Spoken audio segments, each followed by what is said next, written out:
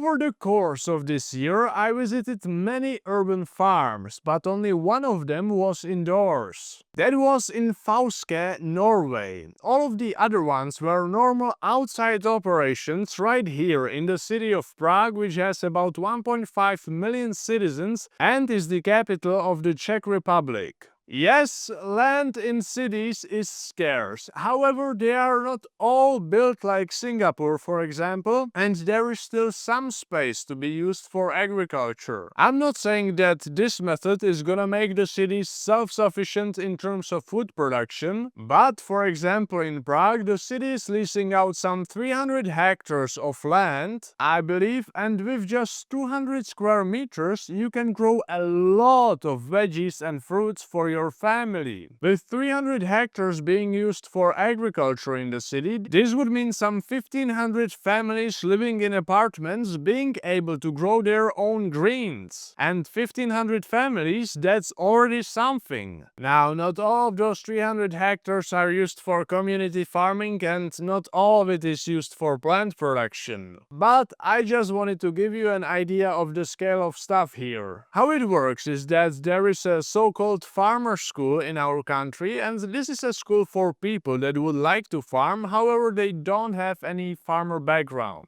Thanks to one of these students, or graduates already, Stepan, whom you've already seen on the channel, and who leads a community garden initiative with 3 locations, I've gotten into touch with many other Prague farmers, who are also somehow connected with the farmer school. It sort of looks like a mafia. But I don't mind, since they grow organically and try not to use any harmful stuff on the crops. And thanks to Stepan, I was able to get a small plot of land on his farm where I grew my bachelor's thesis experiment. So in my opinion, outside urban farming is very beneficial. Of course, we have indoor farms in Prague too, although I didn't have the chance to explore them yet, but I believe it would be an awesome experience to do so. Though to my knowledge, these farms grow just microgreens and maybe salads. That's also my biggest critique of indoor farming. You can't really be alive from just salads. On the other hand, this week I brought home some onions, zucchinis,